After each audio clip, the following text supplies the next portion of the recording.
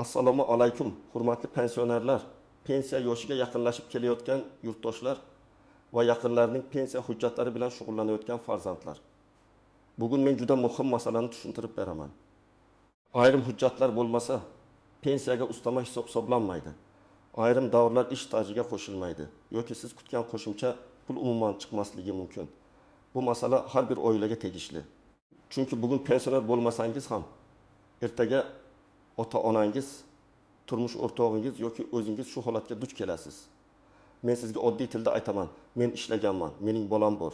Men qishloqda mehnat qilganman. Men nogiron farzand parvarish qilganman. Men urush davri yoki og'ir sharoitda ishlaganman degan gapning o'zi yetarli bo'lmaydi. Davlat organi pulni og'zaki gapga qarab emas, hujjatga qarab hisoblaydi. Shuning uchun hozirroq kanalga obuna bo'ling, videoga like bosing va bu ma'lumotni albatta ota-onangizga yuboring. Chunki birgina yetishmayotgan ma'lumotnoma oyma-oy olinadigan ustamaning yo'qolishiga sabab bo'lishi mumkin. Men ko'p murojaatlarda bitta xatoni ko'raman. Odamlar pensiya tayinlanganda barcha davrlar avtomatik hisobga olinadi deb o'ylaydi. Avval ko'p narsa mehnat daftarchasi, arxiv ma'lumotnomasi, korxona buyrug'i yoki mahalla tasdig'i orqali qo'lda tekshirilgan. Inson ishga kirgan sanasi, ishdan bo'shagan sanasi, lavozimi, ish joyi va ayrim imtiyozli davrlarni alohida isbotlash kerak bo'lgan. Hujjat bo'lsa hisoblangan, hujjat bo'lmasa masala cho'zilgan yoki rad etilgan. Hozir esa elektron tizimlar kengaydi. Ko'p ma'lumotlar soliq, bandlik, pensiya, fuqarolik holati va boshqa bazalar orqali tekshiriladi. Bu yaxshi tomoni. Agar ish beruvchi siz uchun rasmiy badal to'lagan bo'lsa, ish haq ko'rsatilgan bo'lsa, ma'lumotlar bazada turgan bo'lsa, jarayon ancha osonlashadi. Lekin bu yerda muhim ogohlantirish bor. Elektron bazada ko'rinmagan, rasmiy tasdiqlanmagan, noto'g'ri kiritilgan yoki umuman hujjati yo'q davrlar siz aytganingiz bilan avtomatik qo'shilib ketmaydi. Masalan, odam 1995 yildan 2002 yilgacha bir fermer xo'jaligida ishlagan bo'lishi mumkin. U haqiqatan ham har kuni dalaga chiqqan, paxta tergan, chorvaga qaragan, omborxonada ishlagan. Lekin ishga qabul qilish buyrug'i bo'lmasa, ish haqi qaydnomasi bo'lmasa, mehnat daftarchasida yozuv noto'g'ri bo'lsa yoki arxivdan ma'lumot chiqmasa, pensiya organi bu davrni to'liq tan olmasligi mumkin. Natijada odam o'zini 30 yil ishlagan deb biladi. Hisob kitobda esa 24 yoki 25 yil chiqib qoladi. Men bu o'zgarishni oddiy misolda tushuntiraman. Oldin ayrim joylarda odamlar falon korxonada ishlaganman deb mahalla sobiq rahbar yoki guvohlar orqali tasdiqlashga urinardi. Ba'zan arxiv yo'qolgan, korxona yopilgan, hujjat topilmagan holatlar bo'lardi. Hozir ham bunday vaziyatlar uchraydi, lekin pensiya hisoblashda asosiy mezon baribir rasmiy hujjat va bazadagi ma'lumot bo'lib qoladi. Ya'ni sizning haqingizdagi ma'lumot qanchalik aniq bo'lsa, pensiyangiz shunchalik to'g'ri hisoblanadi. Ayniqsa ustamalar bo'yicha ehtiyot bo'lish kerak. Oddiy yoshga doir pensiya boshqa. Unga qo'shiladigan ustama va imtiyozlar boshqa.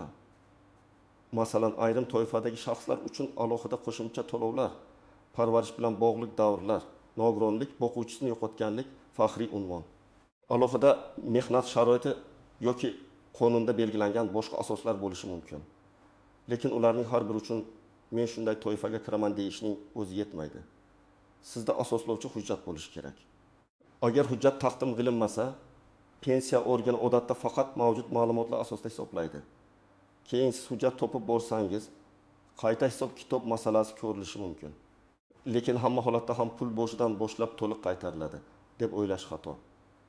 Shuning uchun men doim aytaman, pensiyaga chiqishdan oldin hujjatlarni tayyorlash. Pensiya tayinlangandan keyin esa hisob kitobni tekshirtirish kerak. Birinchi navbatda Sovet davrida yoki 1910-yillarda ishlaganlar ehtiyot bo'lishi kerak. Chunki o'sha davrdagi korxonalarning ko'pi yopilgan, nomi o'zgargan. Arxivlar boshqa joyga topshirilgan yoki ayrim hujjatlar saqlanmagan bo'lishi mumkin. Mehnat daftarchasida muhr xira bo'lsa, ishga qabul qilish sanasi bilan bo'shash, sanasi mos kelmasa, lavozim yozilmagan bo'lsa, bu muammo tug'diradi. Ikkinchi toifa norasmiy ishlaganlar. Masalan, odam 10 yil qurilishda usta bo'lib ishlagan, lekin shartnoma qilinmagan, ish haqi qo'lga berilgan, soliq va badal to'lanmagan. U odam real hayotda mehnat qilgan, oilasini boqqan, ammo pensiya hisobida bu davr ko'rilmasligi mumkin. Bu eng achchiq holat. Odam men 10 yil belimni bukib ishladim deydi. tizim esa rasmiy ma'lumot yo'q deydi. Uchinchi toifa farzand parvarishi. Nogiron farzand parvarishi yoki kasal yaqinini parvarish qilish bilan bog'liq davrlarni hisoblatmoqchi bo'lganlar. Bu davrlar har doim ham oddiy tarzda avtomatik qo'shilmaydi. Bola tug'ilganlik guvohnomasi, parvarish davrini tasdiqlovchi hujjat, nogironlik bo'yicha ma'lumotnoma, tibbiy ijtimoiy ekspertiza xulosasi kabi asoslar talab qilinishi mumkin. Hujjat to'liq bo'lmasa, siz kutgan ustama yoki staj bo'yicha imtiyoz chiqmasligi ehtimoli bor. To'rtinchi toifa imtiyozli sharoitda ishlaganlar. Masalan, zararli ishlab chiqarish, og'ir mehnat, yer osti ishlari, maxsus lavozimlar, pedagogik yoki tibbiy staj, uzoq hududlarda ishlash kabi holatlar. Bunday ishlar bo'yicha faqat korxona nomi yetmaydi. Lavozim, ish xarakteri, buyruq, ish haqi qaydnomasi, shtat jadvali. Mehnat sharoiti bo'yicha hujjat kerak bo'lishi mumkin. Agar siz oxirgi yillarda to'liq rasmiy ishlagan bo'lsangiz, ish beruvchi siz uchun barcha to'lovlarni o'z vaqtida o'tkazgan bo'lsa, mehnat faoliyatingiz elektron bazalarda ko'rinib tursa, xavf nisbatan kamroq bo'ladi. Lekin men baribir umuman xavotir olmang demayman.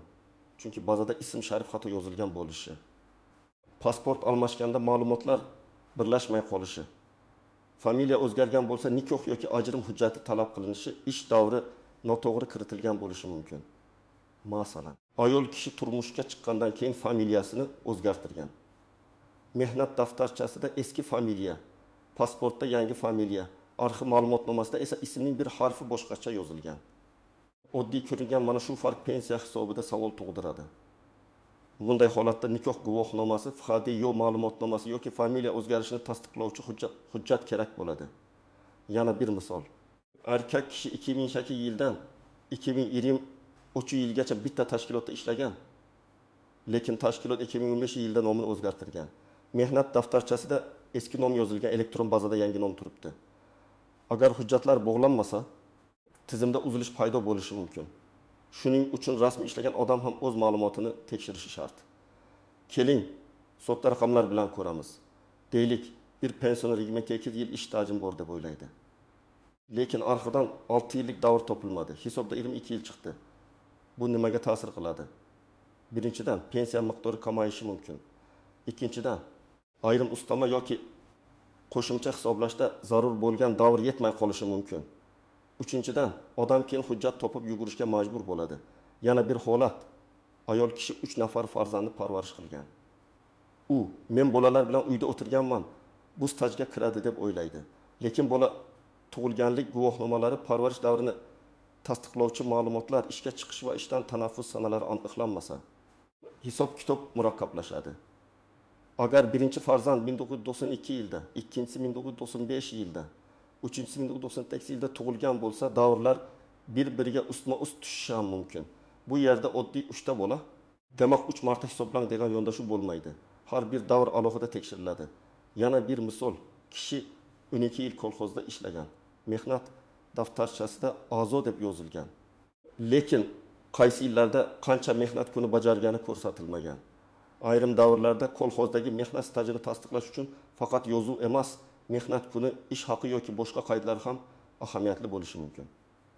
Agar arxivdan falonchi 1996 yildan 1998 yilgacha ishlagan degan aniq ma'lumot chiqsa yaxshi. Agar arxiv hujjatlar saqlanmagan desa masala qiyinlashadi. Endi eng ko'p tushunilmaydigan masalalarga o'tamiz.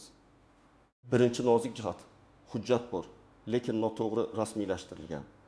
Masalan, mehnat daftarchasida ishga qabul qilish buyrug'i raqami bor, lekin ishdan bo'shash buyrug'i yo'q. Yoki muhr bosilgan, ammo tashkilot nomi o'qilmaydi. Yoki sana ustidan tuzatish qilingan, lekin tuzatish tasdiqlanmagan. Bunday hujjatni ko'rgan mutaxassis qo'shimcha tasdiq so'rashi mumkin. Ikkinchi nozik jihat, arxiv ma'lumotnomasi umumiy yozilgan. Falonchi bizning korxonada ishlagan degan jumla har doim ham yetarli bo'lmasligi mumkin. Qaysi sanadan qaysi sanagacha ishlagan, qaysi lavozimda ishlagan, ishga qabul qilish va bo'shatish buyrug'i raqamlari. Ish haqi ma'lumotlari bo'lsa, ancha ishonchli bo'ladi. Ayniqsa ustama yoki imtiyozli staj so'ralayotgan bo'lsa, lavozim va ish sharoiti juda muhim. Uchinchi nozik jihat, pul to'langan, lekin rasmiylashtirilmagan. Ko'p odamlar men har oy oylik olganman deydi. Lekin oylik konvertda berilgan bo'lsa, ish beruvchi soliq va badalni ko'rsatmagan bo'lsa, bu pensiya huquqini to'liq isbotlab bermaydi. Pensiya tizimi uchun rasmiy ish haqi va rasmiy to'lovlar muhim. Shuning uchun men yoshroq tomoshabinlarga ham aytaman. Bugun norasmiy ishlash ertaga pensiyangizni kamaytiradi. 4-nozik jihat. Bir davr ilk marta hisoblanmaydi. Masalan, odam bir vaqtda farzand parvarishida ham bo'lgan, shu davrda rasmiy ishda ham ko'ringan bo'lishi mumkin yoki ikki joyda ishlagan bo'lishi mumkin. Bunday holatda har bir tizim o'z qoidasi bo'yicha hisoblaydi, lekin odam kutgandek ikki barobar staj chiqmasligi mumkin. Staj hisoblashda davrlarning ustma-ust kelishi alohida tekshiriladi. 5-nozik jihat. Ustama uchun alohida ariza kerak bo'lishi mumkin.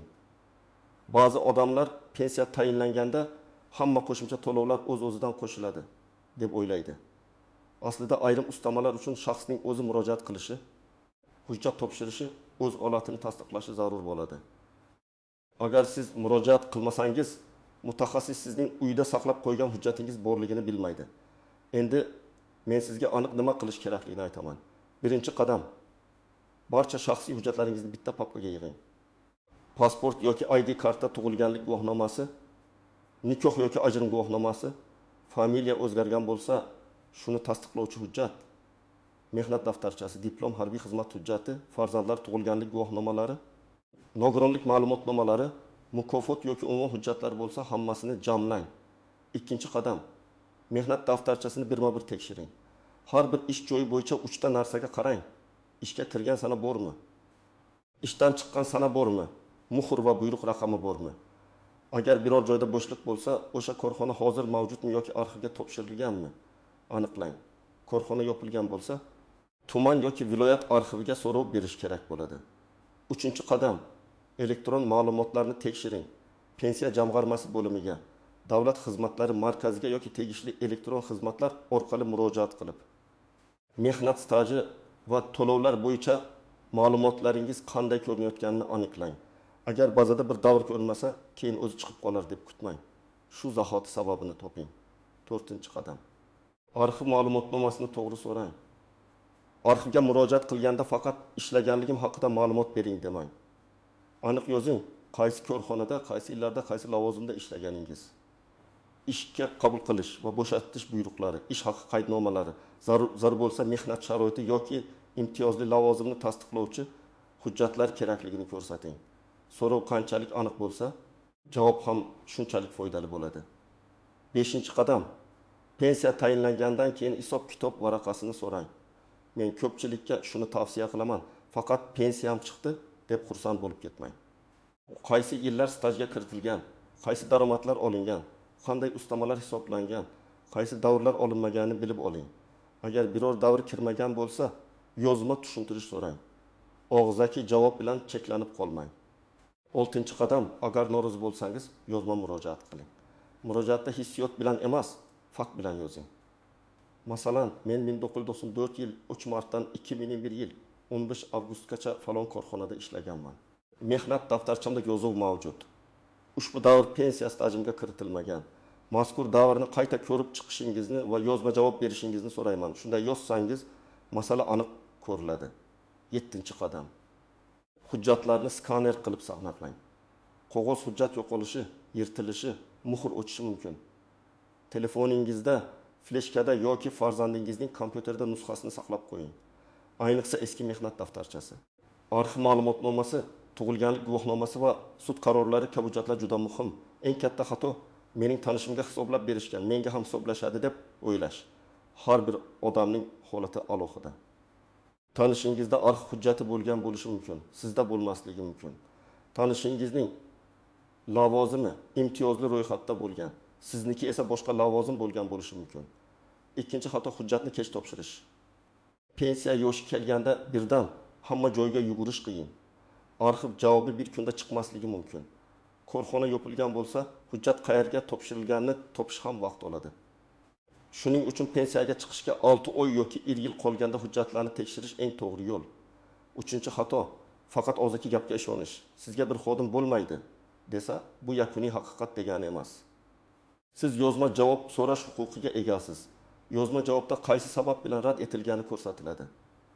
Shundan keyin siz hujjat to'plash, yuqori tashkilotga murojaat qilish yoki zarur bo'lsa sud tartibida masalani ko'rib chiqish imkoniga ega bo'lasiz.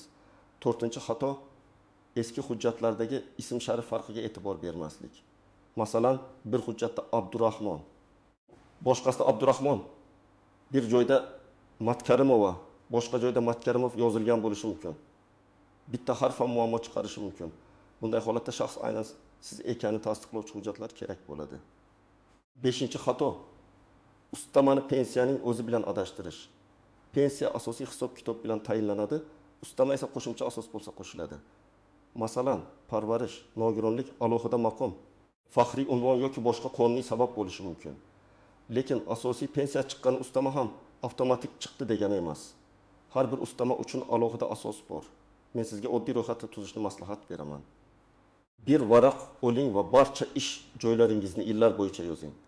Masalan, 1982 1996 maktab, 1996 1998 harbiy xizmat, 1998 1994 zavod, 1994 2002 fermer xo'jaligi, 2002 2013 korxona, 2013 2024 tashkilot. Keyin har bir qator yo'liga hujjat bor yoki hujjat yo'q deb belgilang. Qayerda hujjat yo'q chiqsa, o'sha sizning xavfli nuqtangiz. Agar ayol kishi bo'lsangiz, farzandlar tug'ilgan sanalarni, familiya o'zgargan sanani, ishdagi tanaffuslarni alohida yozing.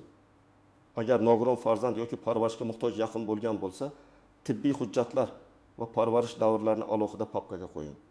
Agar imtiyozli ishda ishlagan bo'lsangiz, faqat ish joyi emas, aynan lavozim nomi va ish sharoitini tasdiqlashga harakat qiling. Agar erkak kishi bo'lsangiz, harbiy xizmat davri, ichki ishlar, mudofaa, favqulodda vaziyatlar yoki boshqa maxsus xizmatlar bilan bog'liq hujjatlarni tekshiring. Ba'zan odam xizmat qilgan, lekin hujjatda sana noto'g'ri yoki to'liq emas. Bu ham stajga ta'sir qilishi mumkin. Agar yaqinlaringiz pensioner bo'lsa, ularning hujjatlarini ham ko'rib chiqing. Ko'p otaxon, onaxonlar "Bolam, men buni tushunmayman" deb hujjatni sandiqda saqlab qo'yadi. Farzandlar esa kech bilib qoladi. Siz bugun ota-onangizdan mehnat daftarchasini, arxiv ma'lumotlarini, pensiya hisob-kitobini so'rab, tartibga keltirib bersangiz, ertaga ularga real yordam bergan bo'lasiz. Men bugun sizga eng muhim fikrni yetkazmoqchiman. Pensiya va ustama masalasida og'zaki gap emas, rasmiy hujjat hal qiladi. Ishlagan davringiz, parvarish davringiz, imtiyozli maqomingiz, familiya o'zgarishi, harbiy xizmat, nogironlik yoki boshqa asoslar hujjat bilan tasdiqlanmasa, ular hisob-kitobga kirmay qolishi mumkin. Bu esa har oy olinadigan pulga bevosita ta'sir qiladi. Shuning uchun bugun hujjatlaringizni tekshiring. Mehnat daftarchangizdagi yozuvlarni solishtiring. Arxivga kerakli so'rovlarni bering. Pensiya bo'limidan hisob-kitobni tushuntirib berishni so'rang va har bir javobni yozma shaklida olishga harakat qiling. Agar biror davr hisoblanmagan bo'lsa, qo'l siltab qo'ymang. Sababini aniqlang, hujjat toping, qayta murojaat qiling. Sizdan iltimosim, izohlarda yozing. Sizda yoki yaqinlaringizda pensiya staji, ustama yoki hujjat yetishmasligi bo'yicha muammo bo'lganmi? Qaysi hujjatni so'rashgan? Qaysi davrni hisoblashmagan? Tarjimangiz boshqalarga ham yordam beradi. Videoga like bosing, kanalga obuna bo'ling va bu ma'lumotni albatta pensioner yaqinlaringizga yuboring. Chunki vaqtida tayyorlangan bitta hujjat ertaga oyma-oy olinadigan pulingizni saqlab qolishi mumkin.